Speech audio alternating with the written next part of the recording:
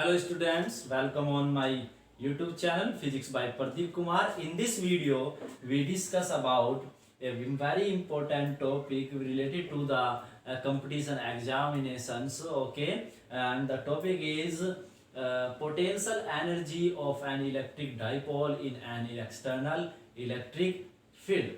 And you know very well about the concept of potential energy. Okay, तो यहाँ पर हम पोटेंशियल एनर्जी का जो कंसेप्ट है वो अप्लाई करेंगे और उस कंसेप्ट की हेल्प से ही हम यहाँ पर इलेक्ट्रिक डाइपोल की पोटेंशियल एनर्जी कैलकुलेट करेंगे। प्रीवियस वीडियो में आपको एक टॉपिक कराया गया था जो मैंने बताया भी था कि एग्जाम के पॉइंट ऑफ व्यू से इम्पोर्टेंट नहीं है, बट उसका हम यहाँ पर यूज करेंगे क्योंकि इससे हमारा आर्टिकल काफी इजी हो जाएगा। और आर्टिकल था हमारा work done in A rotating dipole. तो मतलब कि आपका कोई इलेक्ट्रिक डाइपोल है, आपको उसे एक्सटर्नल इलेक्ट्रिक फील्ड में रोटेट करना है, तो उसे रोटेट करने के लिए आपको एक्सटर्नल इलेक्ट्रिक फील्ड के अगेंस्ट कुछ वर्क करना होगा। वो वर्क कितना है वो वर्क हमने कैलकुलेट किया था। तो आपको यदि पता है, हमने बताया भी था कि जो पोटेंशियल एनर्जी होती है जब आप किसी इलेक्ट्रिक चार्ज को या आप किसी चार्ज की हम जैसा बात कर रहे हैं, इलेक्ट्रिक चार्ज को इन्फिनिटी से इनफाइनाइट से आप उसे किसी फील्ड में एंटर कराते हैं तो उस फील्ड के अगेंस्ट आपको कुछ वर्क करना पड़ता है और यही वर्क उस चार्ज सिस्टम में पोटेंशियल एनर्जी की फॉर्म में स्टोर हो जाता है। ठीक है ना। तो अब यहाँ पर आप देखिए कैसे हम इस आर्टिकल को ट्राई करेंगे। कंसेप्ट काफी इजी है, सिर्फ आपको थोड़ा सा ध्यान से देखना है। ठीक है, तो कंडीशन यहां पर देखिए। सबसे पहले कंसीडर करते हैं हम यूनिफॉर्म इलेक्ट्रिक फील्ड। ओके, तो यहां पर नोट कर लेते हैं अपना जो आपका आज का आर्टिकल है, टॉपिक है electric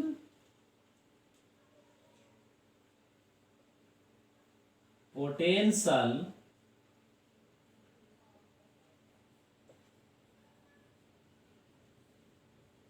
energy of an electric dipole in an external uniform electric field. देखिए हेडिंग काफी लेंथी हो गई है, बट इसमें सभी पॉइंट मैंने कंसीडर कर लिए हैं। आप बुक्स में देखेंगे तो आपको ऐसे मिलेगा electric potential energy of an electric dipole. तो इसके अकॉर्डिंग आप देखिए आपके पास एक एक्सटर्नल इलेक्ट्रिक फील्ड है जो कि यूनिफॉर्म है, और यूनिफॉर्म इलेक्ट्रिक फील्ड को आपको पता है बहुत अच्छे से कि पैरेलल इक्विडिस्टेंस लाइन से रिप्रेजेंट किया जाता है। अब हम कंसीडर करते हैं कि आपके पास एक इलेक्ट्रिक डाइपोल है, ठीक है, और आपको उस इलेक्ट्रिक डाइपोल को इनफाइनाइट से इस एक्सटर्नल इलेक्ट्रिक फील्ड में स्टोर करना है। देखिए सबसे पहले आप देखिए, आपका सपोज कर लीजिए कि इलेक्ट्रिक डाइपोल इस सिचुएशन में यहां पर प्लेस्ड था। ओके, तो इस पोजीशन में इलेक्ट्रिक डाइपोल को लाने के लिए आपको कहीं ना कुछ वर्क डन करना पड़ा होगा। वही वर्क डन इस इलेक्ट्रिक डाइपोल में पोटेंशियल एनर्जी की फॉर्म में स्टोर हुआ होगा। ठीक है, तो आप डेफिनेशन भी लिख सकते हैं, इसकी सेम डेफिनेशन है, the work done in bringing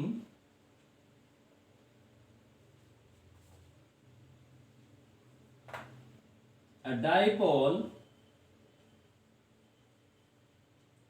in an external uniform electric field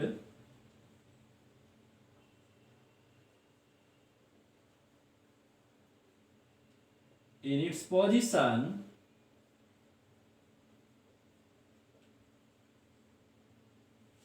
is stored in its present position कर लीजिए आप, जो इस वक्त है present position is stored in the form of potential energy, potential energy which is known as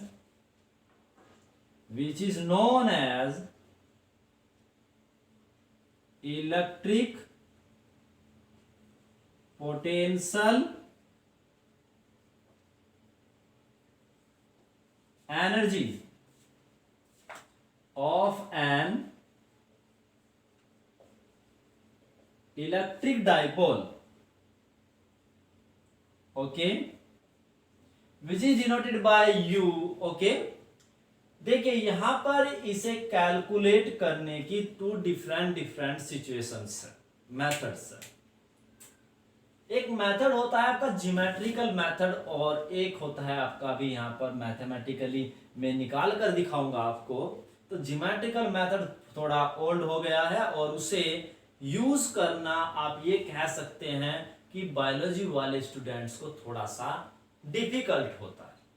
तो इसे हम सेकंड मेथड ही यहां पर यूज करेंगे और उस सेकंड मेथड में भी आपके पास टू टाइप की चॉइसेस है।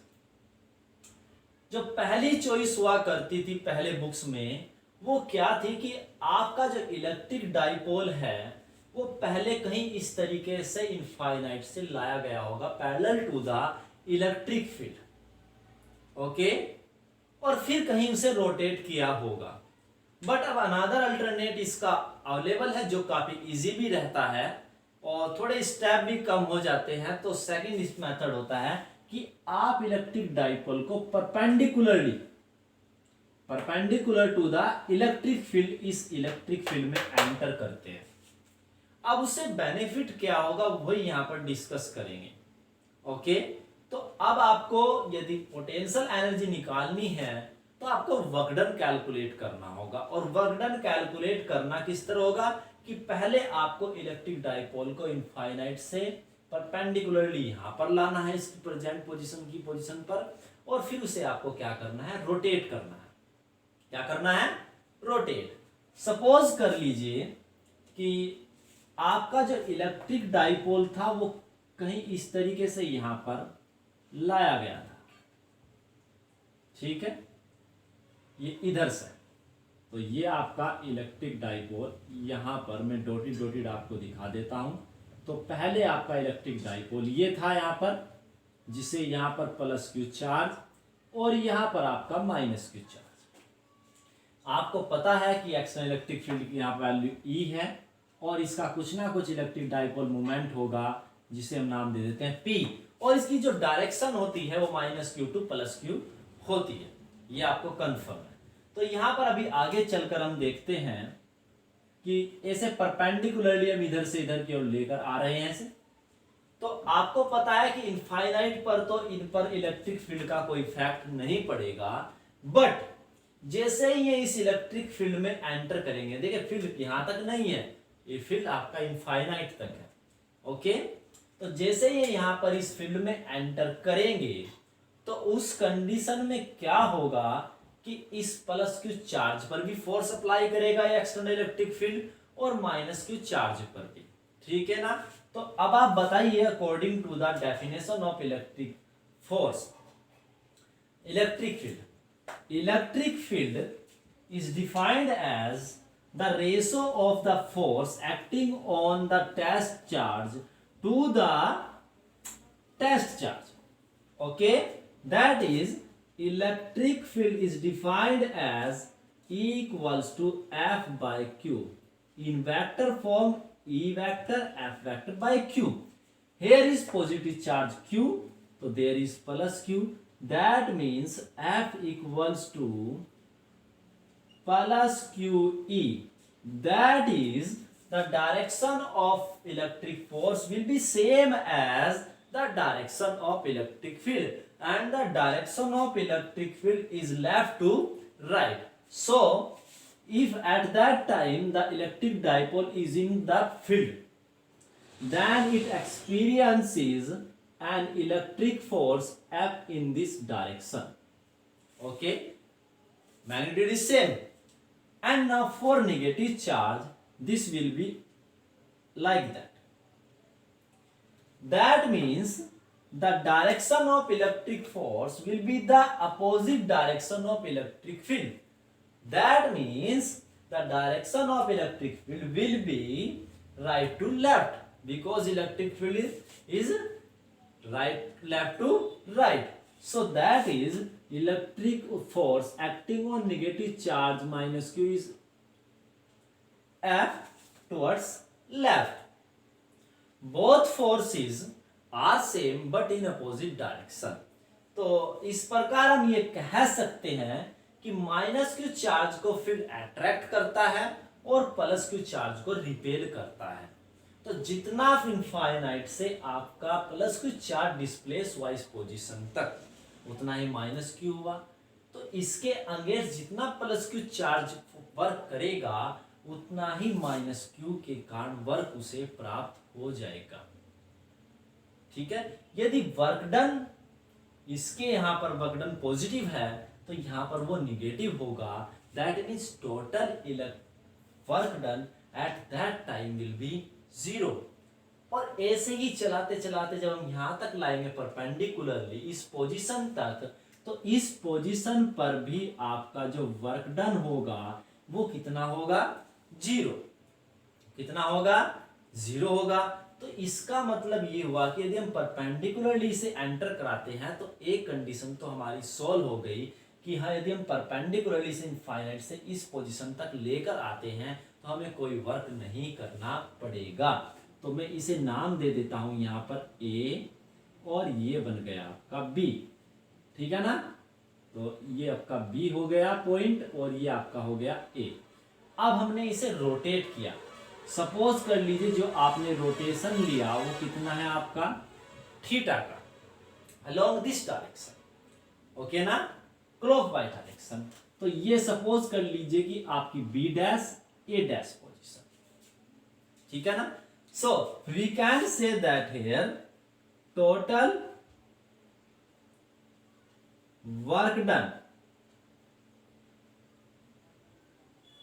अगेंस्ट, ये नोट नहीं करना है आपको, सिर्फ बताया गया है डायरेक्शन के लिए, against the external electric field. W is equal to W1 plus W2, equation first, where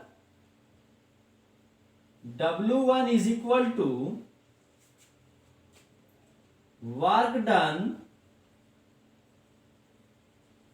in bringing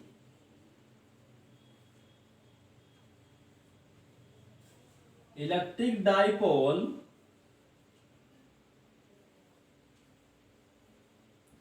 perpendicularly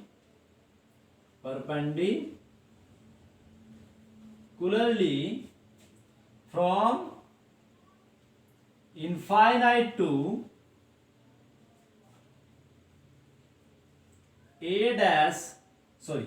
AB position. Okay, which is equal to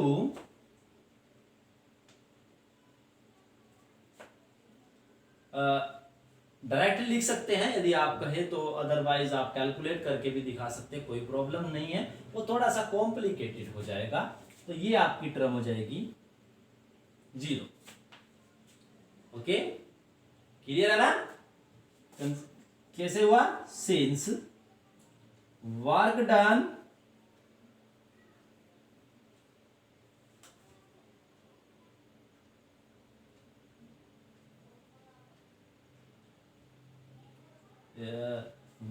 in bringing plus q charge is equal to the work done in bringing negative charge, but both are of opposite sign, because one work done is against the electric field and first another work done is obtained.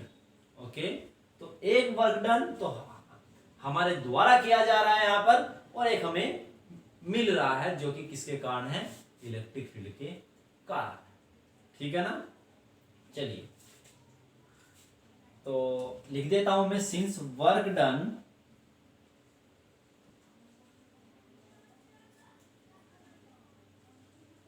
in bringing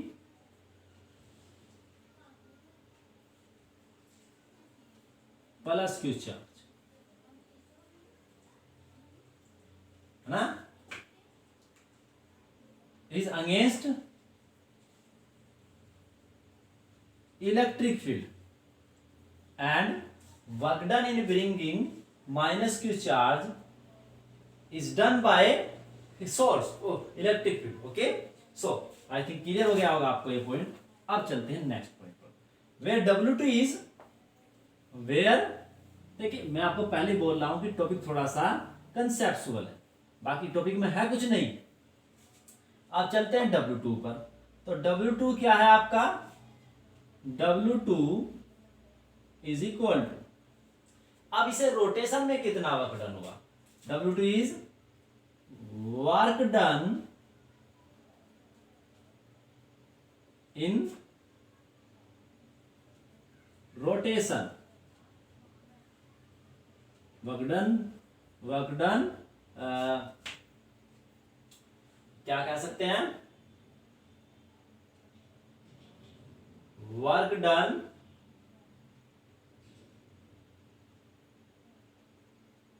ऐसे लिख सकते हैं, क्या लिखना चाहिए यहां पर, work done against the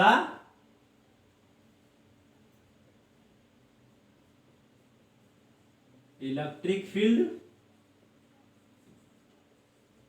two rotate dipole from A B position to A dash B dash position. Okay, and this will be equals to, you know very well about that, in previous article we discussed about that, the work done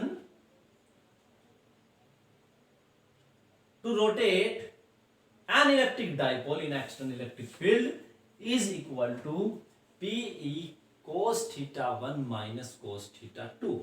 Okay, so we can use here this formula, W, okay, 2 is equal to PE, where P is the electric dipole moment, and cos theta 1 minus cos theta 2. Okay, and theta 1 is initial limit and theta 2 is final limit. Okay, so initial position is like that, और जो angle हम major करते हैं, यदि आपको पता हो तो एंगल मेजर किया जाता है कहां से, बोलिए। ये थोड़ा सा यहां पर मिस्टेक कर दी मैंने यहां पर, क्योंकि जो प्रीवियस आर्टिकल में हमने प्रॉब्लम ली थी तो एंगल मेजर किया जाता है यहां से। तो अब आप देखिए कि यदि हम यहां पर देखें, ये लाइन थोड़ा सा हमने यहां पर ले ली, इसे आप थोड़ा सा इसके इंटरसेक्ट पॉइंट पर ही ले लीजिए, तो ये ऐसे हो जाएगा, है ना, तो ये हो गया आपका B और ये हो गया आपका A। क्लियर है ना। अब आप देखिए ये एंगल आपका कितना है, 90 डिग्री। तो इनिशियली यहां पर था 90 डिग्री एंगल पर, और अब कितने पे है, थीटा पर, क्योंकि हम एंगल कहां से मेजर करते हैं, यहां से उस में।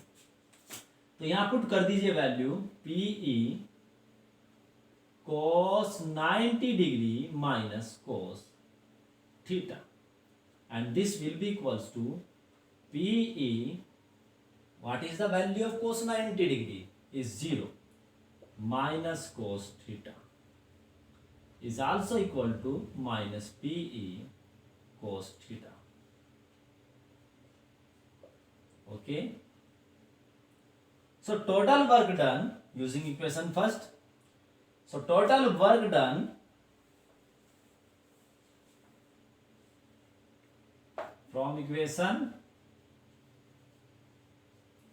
first, total work done against the external electric field is W1 plus W2, and W1 is 0 plus W2 is minus PE cos theta, and which is equal to minus PE cos theta, and this work done is stored in the form of potential energy of this electric dipole in an external electric field at the present position of that dipole. Okay, so potential, so required potential energy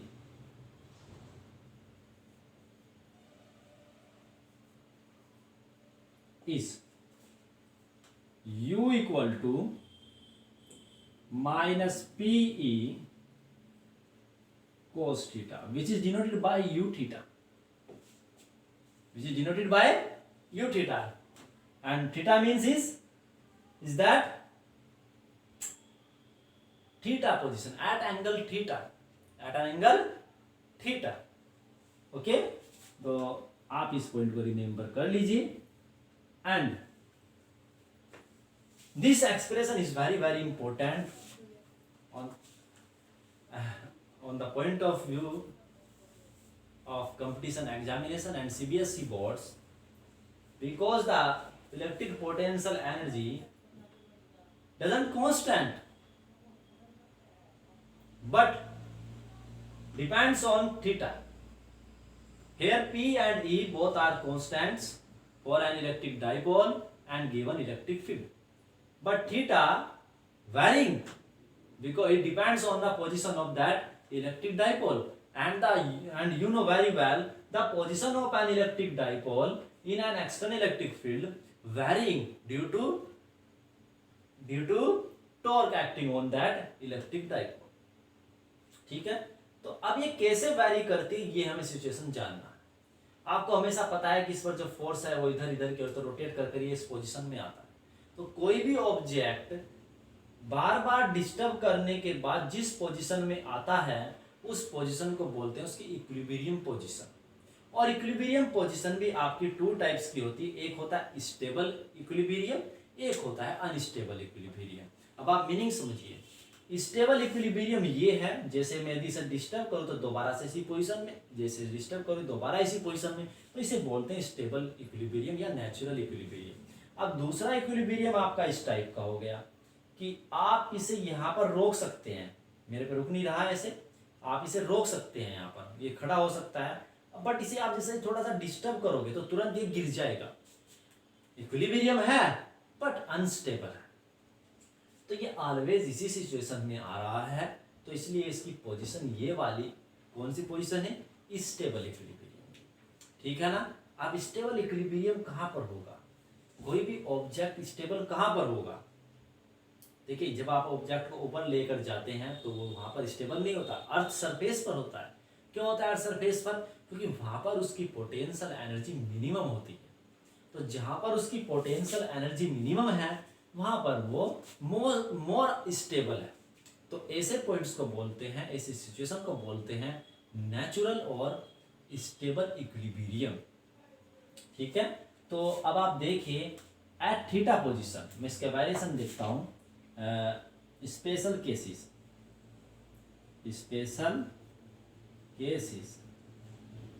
ठीक है ना. तो अब आते हैं, निकालते हैं at theta equals to 0 degree. First u0 equals to minus PE because the value of cos 0 is 1. Second, u 90 degree is equal to, and cos 90 is 0. Third is u 180 degree which is equal to cos 180 degree is equal to minus 1, so this will be positive plus PE. That means and fourth is 270 degree तो यहाँ पर आपका u 270 हो जाएगा, the value of cos 270 is also 0 and then 5/5 is 360 degree. तो u 360 degree 0 will be equals to, and the cos 360 degree is equal to 1 also minus PE. So thus we can say that the minimum value of electric potential energy of an electric dipole in an external electric field is minus P and maximum value is plus P. So the stable equilibrium is here and unstable equilibrium is here. Okay. देखिए, जब यदि आप mathematics के students और आपने maxima और minima पढ़ा हो तो आपको ये कंसेप्ट क्लियर हो जाएगा जब मैं डायग्रामेटिकली आपको बताऊंगा। ठीक है, यदि क्लास में होता मैथमेटिक्स में डिस्कस करता, बट आपके कमेंट्स नहीं आ रहे हैं, आप इंटरेस्टेड नहीं हो, इसलिए ज़्यादा मैं भी डिटेल में नहीं जाऊंगा। यदि आप इस वीडियो को यहाँ तक देख चुके हैं और आपको लगता है कि आपको इसकी मैथमेटिक्स भी समझनी है तो please comment on my YouTube channel और WhatsApp number and ask, okay, if you are interested, okay, because it is very interesting। अब आप देखिए, और एग्जाम्स में काफी इंपॉर्टेंस भी है, कंपटीशन लेवल पर भी। अब देखिए तो कैसे देखते हैं इसका रिप्रेजेंटेशन। देखिए ऑलवेज जो न्यूमेरिकल्स यहाँ पर पूछे जाते हैं वो स्टेबल के लिए पूछा जाता है, तो आप रिमेंबर कर लीजिए कि u0 पोजिशन इज क्या है, स्टेबल। तो इसका डायग्रामेटिकली आप यहाँ पर देखिए रिप्रेजेंटेशन, ये आपका हो गया। तो यहाँ पर मैं थीटा शो करूंगा और यहाँ पर हम u की वैल्यू शो करेंगे। तो मैक्सिमम वैल्यू आपकी P प्लस PE है और मिनिमम वैल्यू आपकी माइनस PE है। तो ये से हमने ये नोट कर दिया।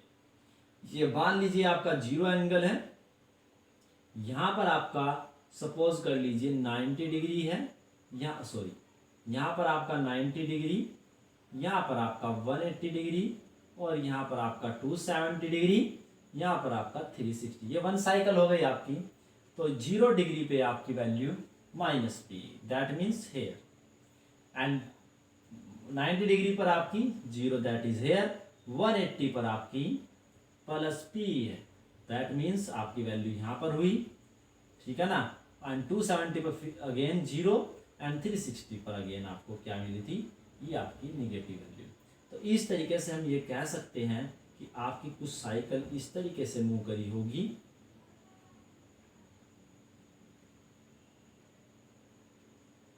तो यहां पर देखिए ये जो पोजीशन है, यहां पर यदि हम टेंजेंट ड्रॉ करें तो ये पैरेलल होगी, यहां पर भी टेंजेंट पैरेलल होगी और यहां पर भी टेंजेंट पैरेलल होगी।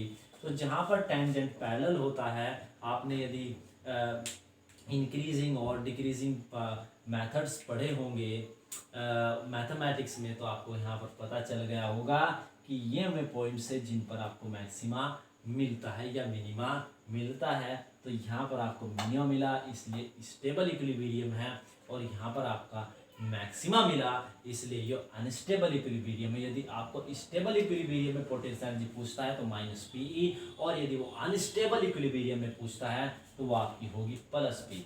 तो ये यहाँ पर क्या है, अनस्टेबल इक्विलिब्रियम, अनस्टेबल इक्विलिब्रियम। देखिए इक्विलिब्रियम वर्ड इज यूज इसलिए करते हैं क्योंकि आप देखिए डायग्रामेटिकली ये सिचुएशन 180 डिग्री की है, ठीक है ना। और आप देखिए कि हर कंडीशन में आपका नेट फोर्स 0 है, और जब नेट फोर्स 0 होता है तो वो कंडीशन होती है आपकी इक्विलिब्रियम की, और ये पोजीशन आपकी क्या है, स्टेबल इक्विलिब्रियम। ये पॉइंट आपके काफी इंपॉर्टेंट है। आई थिंक आपको समझ आ गया होगा, और डाउट में ना रहिए कि ये एनसीईआरटी में नहीं है या है। तो आपको जितने भी टॉपिक्स कराए जा रहे हैं पूरी डिटेल में कराया जा रहा है, क्योंकि यदि हम अभी नहीं कराएंगे तो फिर हमें एनसीईआरटी जब प्रॉब्लम्स करनी होगी तो वहां पर इन टॉपिक्स को सभी को स्टडी करना होगा। इसलिए हम कंसेप्चुअली पहले ही स्ट्रॉन्ग होकर चल रहे हैं, जिससे हमें कोई भी प्रॉब्लम करने में कोई डिफिकल्टी राइज ना हो। इसलिए आप वीडियो लास्ट तक देखिए, कमेंट करिए, सब्सक्राइब कीजिए मेरे यूट्यूब चैनल को। Okay, thank you for watching this video, all the best.